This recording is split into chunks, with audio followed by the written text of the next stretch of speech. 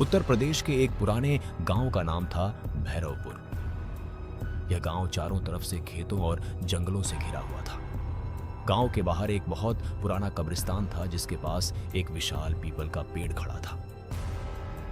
वह पीपल का पेड़ इतना बड़ा और घना था कि दिन में भी उसके नीचे अंधेरा रहता था। पेड़ की जड़ें जमीन से बाहर निकलकर कब्रों के ऊपर तक फैल गई थीं और उसकी टेढ़ी मेढ़ी शाखाएं ऐसे लगती थीं जैसे कोई काले हाथ आसमान की तरफ फैले हों। गांव के बुजुर्ग हमेशा कहते थे कि उस पीपल के पेड़ के पास रात में जाना मौत को बुलाने जैसा है, क्योंकि वहां सिर्फ हवा नहीं चलती, वहां भूत चलते हैं। बहुत साल पहले उसी कब्रिस्तान में एक भयानक घटना हुई थी, जिसके बाद से वहां अजीब अजीब घटनाएं होने लगी थी। रात के समय कई लोगों ने वहां किसी के रोने की आवाज सुनी थी। कभी कभी सफेद कपड़ों में एक औरत पीपल के पेड़ के नीचे खड़ी दिखाई देती थी और जैसे ही कोई उसके पास जाता वह अचानक गायब हो जाती थी। गांव के लोग कहते थे कि वह औरत कोई इंसान नहीं बल्कि उसी कब्रिस्तान की भटकती आत्मा है। गांव में रहने वाला एक लड़का था जिसका नाम था राघव। राघव बहादुर था और भूत प्रेत की बातों पर बिल्कुल विश्वास नहीं करता था। वह अक्सर गांव वालों की बातों पर हंस देता था और कहता था कि यह सब लोगों के दिमाग का डर है। एक शाम वह अपने दोस्तों के साथ चौपाल पर बैठा था। तभी बातों बातों में फिर उसी कब्रिस्तान और पीपल के पेड़ की चर्चा शुरू हो गई। रामलाल बोला कि उसने पिछली अमावस्या की रात वहां से गुजरते समय साफ देखा था कि एक आदमी कब्र के पास खड़ा था, लेकिन उसके पैर जमीन से ऊपर हवा में थे। यह सुनकर सबके चेहरे पर डर दिखाई देने लगा, लेकिन राघव फिर हंस पड़ा और बोला कि अगर सच में वहां भूत होता तो मैं आज ही जाकर देख लेता। सबने उसे रोकने की कोशिश की, लेकिन राघव जिद पर अड़ गया। उसने कहा कि आज रात वह खुद उस पीपल के पेड़ के नीचे जाएगा और साबित करेगा कि वहां कुछ नहीं है। रात धीरे धीरे गहरी होने लगी। गांव में सन्नाटा छा गया था। दूर दूर तक सिर्फ कुत्तों के भौंकने और झींगुरों की आवाज सुनाई दे रही थी। करीब 12 बजे राघव हाथ में लालटेन लेकर घर से निकल पड़ा। रास्ता सुनसान था और ठंडी हवा चल रही थी। जैसे जैसे वह गांव के बाहर कब्रिस्तान की तरफ बढ़ रहा था, हवा और भी ठंडी होती जा रही थी। थोड़ी देर बाद वह कब्रिस्तान के पास पहुंच गया। सामने वही पुराना पीपल का पेड़ खड़ा था, जिसकी शाखाएं अंधेरे में डरावनी परछाइयां बना रही थीं। पेड़ की जड़ें कब्रों के ऊपर फैली हुई थीं और ऐसा लग रहा था जैसे किसी ने जमीन को पकड़ रखा हो। राघव ने लालटेन ऊपर उठाकर चारों तरफ देखा। कब्रिस्तान बिल्कुल सुनसान था। तभी अचानक तेज हवा चली और पीपल के पत्ते जोर जोर से हिलने लगे। पत्तों की सरसराहट ऐसी लग रही थी जैसे कोई धीरे धीरे फुसफुसा रहा हो। राघव थोड़ा घबरा गया, लेकिन उसने खुद को संभाला। वह धीरे धीरे पेड़ के नीचे पहुंच गया। तभी उसे लगा जैसे किसी ने उसके पीछे कदम रखे हों। उसने तुरंत मुड़कर देखा, लेकिन वहां कोई नहीं था। अचानक कहीं दूर से एक औरत के रोने की आवाज सुनाई दी। आवाज इतनी दर्दनाक थी कि राघव का दिल जोर जोर से धड़कने लगा। वह समझ नहीं पा रहा था कि यह आवाज कहां से आ रही है। तभी उसकी नजर सामने एक पुरानी कब्र पर पड़ी। उस कब्र के पास धुंध सी उठ रही थी और धीरे धीरे उस धुंध में एक आकृति बनने लगी। राघव की आंखें फटी रह गईं, क्योंकि उस धुंध के अंदर एक औरत खड़ी थी। उसके लंबे काले बाल चेहरे पर बिखरे हुए थे और उसकी आंखें लाल अंगारों की तरह चमक रही थीं। राघव का शरीर डर से कांपने लगा। वह समझ गया कि गांव वालों की बातें झूठ नहीं थी। वह औरत धीरे धीरे उसकी तरफ बढ़ने लगी। उसके पैरों की आवाज नहीं आ रही थी, लेकिन फिर भी वह जमीन से थोड़ा ऊपर हवा में तैर रही थी। अचानक वह औरत जोर से हंसी और उसकी हंसी पूरे कब्रिस्तान में गूंजने लगी। उसी समय पीपल का पेड़ भी जोर जोर से हिलने लगा, जैसे कोई अदृश्य ताकत उसे हिला रही हो। राघव डर के मारे पीछे हटने लगा, लेकिन तभी उसने देखा कि पेड़ की शाखा से एक काला साया नीचे उतर रहा है। वह साया इंसान जैसा था, लेकिन उसका चेहरा बिल्कुल काला और डरावना था।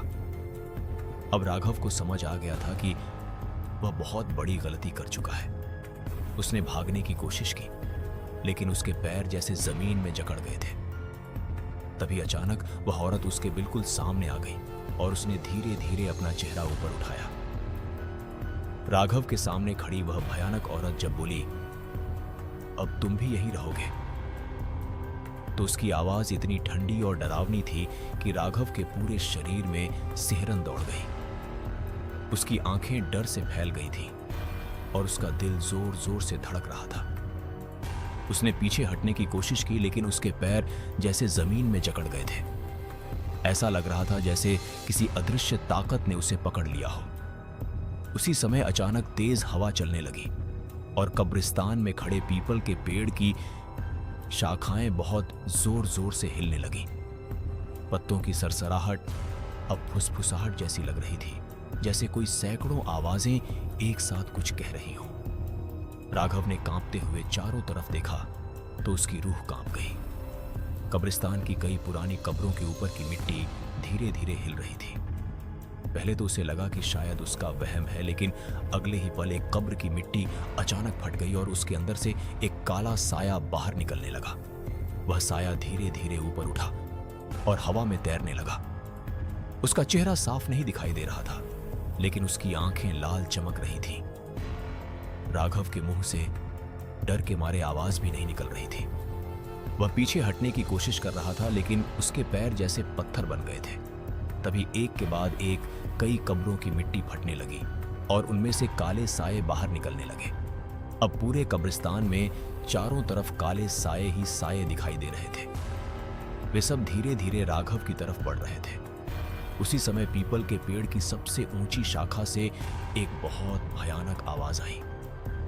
राघव ने ऊपर देखा तो उसका दिल जैसे रुक गया। पेड़ की शाखा पर एक बहुत डरावना भूत बैठा था। उसका शरीर काला था, उसके लंबे लंबे हाथ थे और उसकी आंखें आग की तरह चमक रही थीं। वह भूत धीरे धीरे शाखा से नीचे उतरने लगा। जैसे ही वह जमीन पर उतरा, पूरे कब्रिस्तान में अजीब सी ठंडी हवा फैल गई। अब राघव के सामने वही औरत, कई काले साए और वह भयानक भूत खड़े थे। राघव डर के मारे जोर से चिल्लाया और अचानक उसके पैर खुल गए। वह पूरी ताकत से दौड़ पड़ा।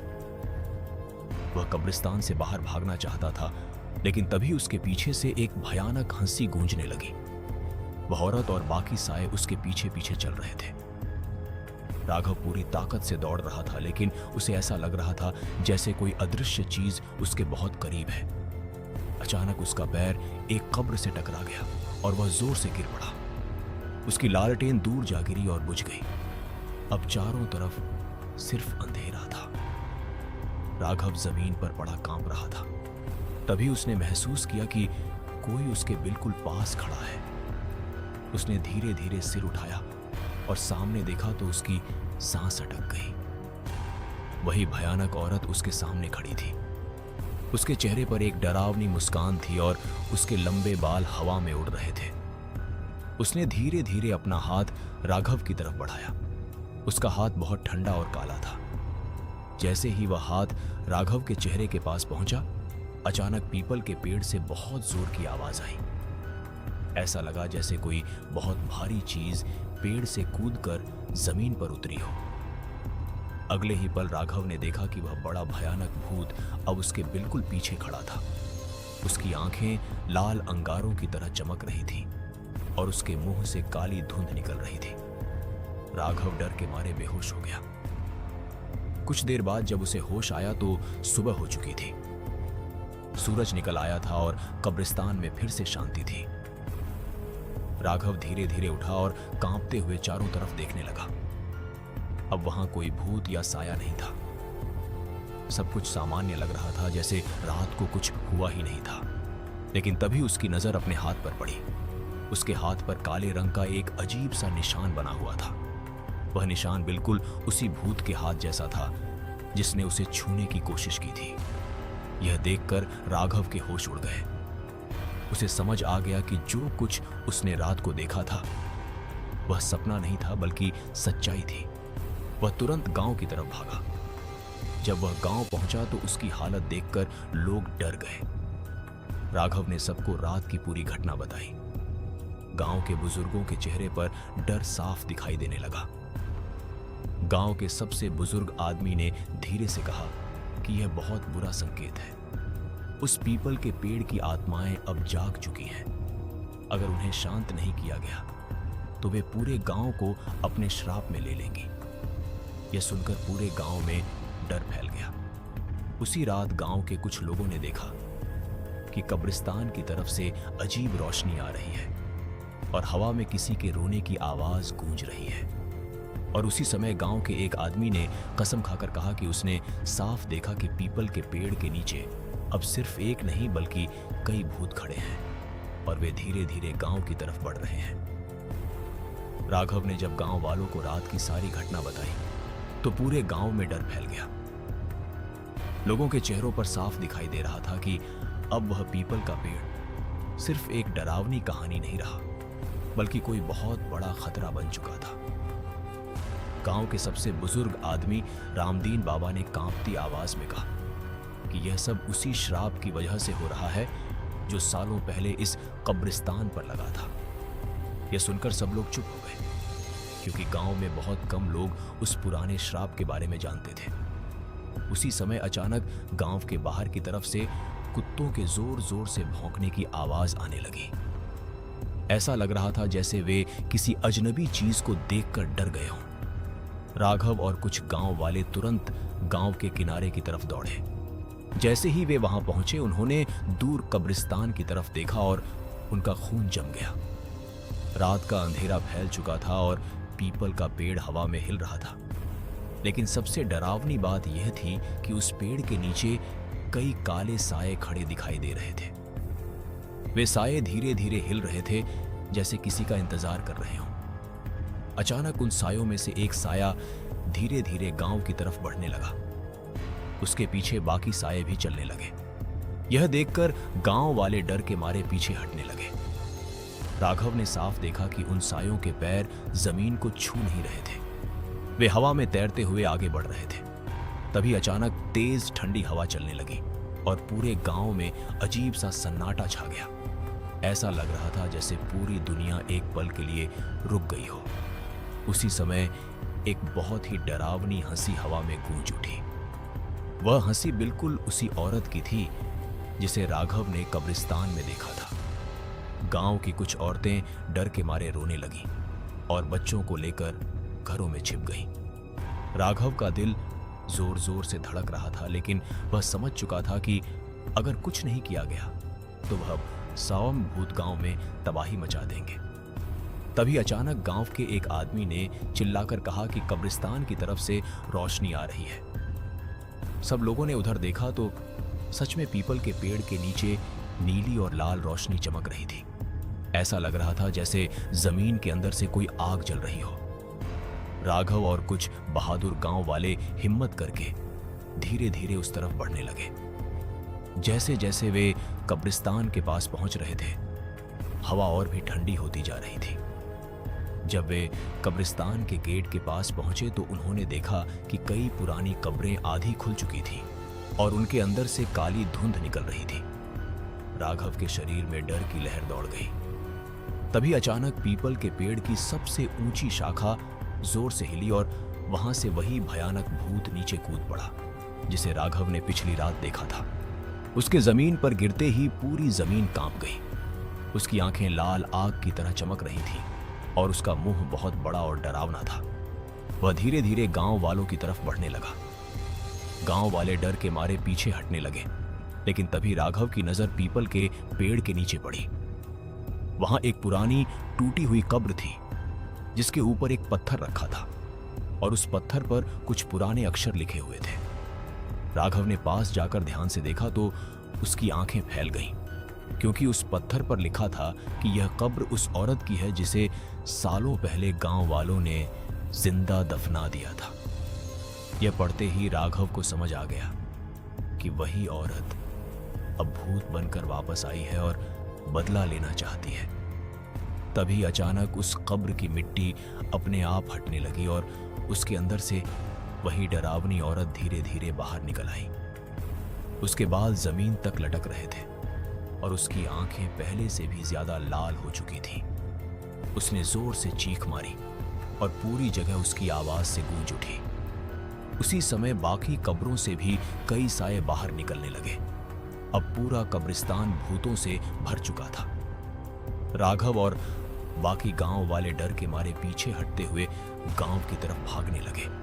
लेकिन तभी अचानक उस औरत ने अपना हाथ हवा में उठाया और एक बहुत भयानक आवाज में बोली कि अब कोई नहीं बचेगा। उसके इतना कहते ही सारे साए तेजी से गांव की तरफ बढ़ने लगे।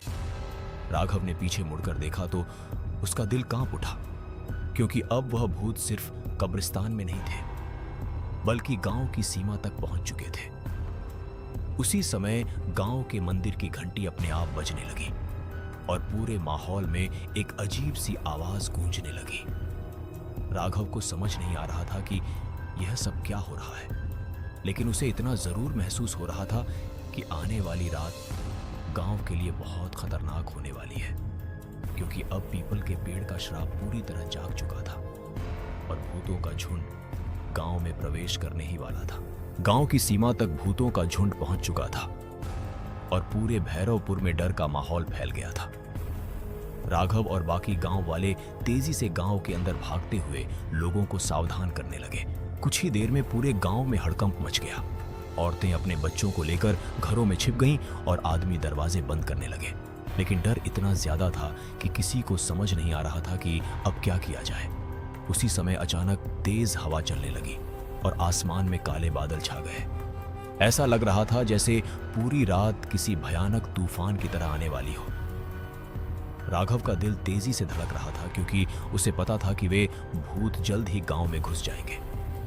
तभी अचानक गांव के मंदिर की घंटी अपने आप बहुत जोर से बजने लगी। यह देखकर सब लोग चौंक गए, क्योंकि उस समय मंदिर में कोई भी नहीं था। राघव और कुछ गांव वाले डरते हुए मंदिर की तरफ दौड़े। जैसे ही वे मंदिर के पास पहुंचे, उन्होंने देखा कि मंदिर के दरवाजे खुले हुए हैं और अंदर दीपक अपने आप जल रहे हैं। मंदिर के अंदर गांव के बुजुर्ग रामदीन बाबा खड़े थे। उनके चेहरे पर चिंता साफ दिखाई दे रही थी। उन्होंने सबको अंदर आने के लिए कहा और फिर धीमी आवाज में बोले कि अब सिर्फ एक ही रास्ता बचा है।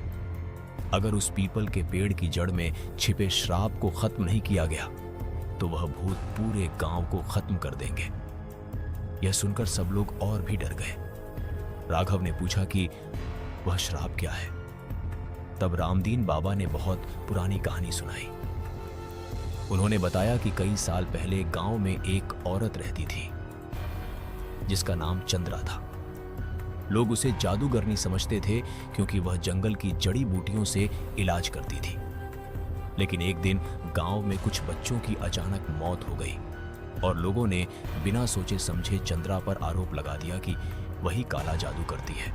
गुस्से में आकर गांव वालों ने उसे पकड़ लिया और उसी कब्रिस्तान के पास जिंदा दफना दिया। मरने से पहले चंद्रा ने श्राप दिया था कि एक दिन वह वापस आएगी और पूरे गांव को खत्म कर देगी। यह सुनकर राघव समझ गया कि वही औरत अब भूत बनकर वापस आई है। तभी अचानक बाहर से एक बहुत डरावनी चीख सुनाई दी। सब लोग घबराकर मंदिर के दरवाजे की तरफ दौड़े। बाहर का नजारा देखकर सबकी रूह कांप गई। गांव के रास्ते पर कई काले साए खड़े थे और वे धीरे धीरे गांव के अंदर आ रहे थे। उनके पीछे वही भयानक औरत खड़ी थी जिसकी आंखें लाल आग की तरह चमक रही थी। हवा इतनी ठंडी हो गई थी कि लोगों की सांसें कांपने लगी थी। अचानक उन सायों में से एक साया तेजी से आगे बढ़ा और गांव के एक खाली घर के दरवाजे से अंदर घुस गया। कुछ ही पल बाद उस घर के अंदर से बहुत डरावनी चीख सुनाई दी। यह सुनते ही पूरे गांव में डर और बढ़ गया। राघव ने हिम्मत जुटाई और बोला कि अगर हम सब डरते रहेंगे तो ये भूत पूरे गांव को खत्म कर देंगे। हमें अभी कब्रिस्तान जाकर उस पीपल के पेड़ के श्राप को खत्म करना होगा। रामदीन बाबा ने भी उसकी बात मान ली। फिर राघव, रामदीन बाबा और गांव के कुछ बहादुर लोग मशाल लेकर कब्रिस्तान की तरफ चल पड़े। रास्ता बिल्कुल सुनसान था और हवा में अजीब सी गंध फैल रही थी। जैसे ही वे कब्रिस्तान के पास पहुंचे, उन्होंने देखा कि पीपल का पेड़ पहले से भी ज्यादा डरावना लग रहा था। उसकी शाखाएं हवा में जोर जोर से हिल रही थीं और उसके नीचे काली धुंध घूम रही थी। अचानक जमीन जोर से कांपी और पेड़ की जड़ों के पास की मिट्टी अपने आप हटने लगी। उसी मिट्टी के अंदर से कई कंकाल धीरे धीरे बाहर निकलने लगे। यह देखकर गांव वालों के हाथ से मशालें कांपने लगी। तभी अचानक पीछे से एक बहुत तेज हंसी गूंजी। राघव ने मुड़कर देखा तो वही भयानक औरत उनके पीछे खड़ी थी। उसके साथ कई काले साये भी थे। वह धीरे धीरे आगे बढ़ते हुए बोली कि अब बहुत देर हो चुकी है और अब यह गांव बच नहीं सकता। उसकी आवाज इतनी डरावनी थी कि आसपास के पेड़ों के पत्ते भी कांपने लगे। उसी समय पीपल के पेड़ की सबसे ऊंची शाखा से एक बहुत बड़ा काला भूत नीचे कूद पड़ा। उसके जमीन पर गिरते ही पूरी जमीन जोर से हिल गई। उसकी आंखें आग की तरह जल रही थीं और उसका मुंह बहुत भयानक था। अब राघव और गांव वालों के सामने वह औरत, कई साये और वह विशाल भूत खड़े थे। राघव समझ गया कि अब असली लड़ाई शुरू होने वाली है और अगर वह इस श्राप को आज खत्म नहीं कर पाया तो भैरवपुर गांव हमेशा के लिए भूतों का गांव बन जाएगा।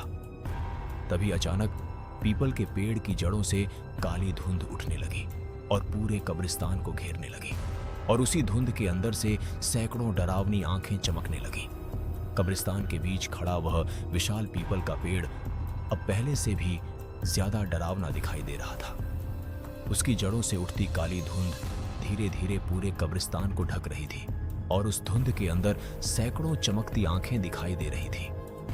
राघव और उसके साथ आए गांव वाले डर के मारे कांप रहे थे, लेकिन अब वापस जाने का कोई रास्ता नहीं था। उनके सामने वही भयानक औरत खड़ी थी जिसकी आंखें लाल आग की तरह चमक रही थी और उसके चारों तरफ काले सायों का झुंड मंडरा रहा था। वह औरत धीरे धीरे आगे बढ़ी और बहुत डरावनी आवाज में बोली कि अब कोई भी इस श्राप से नहीं बच सकता। उसकी आवाज सुनकर कई गांव वालों के हाथ से मशालें गिर गईं। उसी समय पीपल के पेड़ की जड़ों के पास की मिट्टी जोर जोर से हिलने लगी और जमीन के अंदर से अजीब अजीब आवाजें आने लगीं।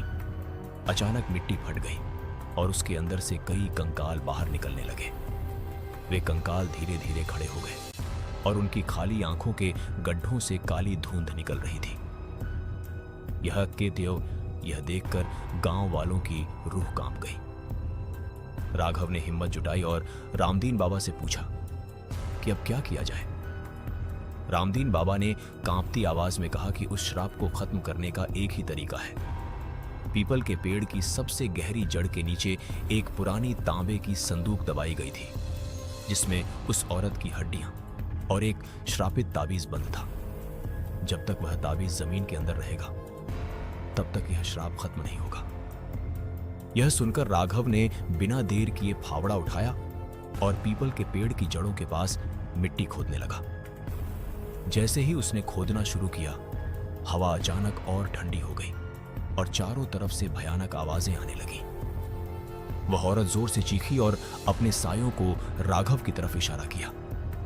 अगले ही पल कई काले साये तेजी से राघव की तरफ बढ़े, लेकिन गांव के बाकी लोगों ने मशालें उठाकर उन्हें दूर रखने की कोशिश की।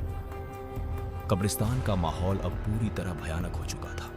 हवा में चीखों और हंसी की आवाजें गूंज रही थीं।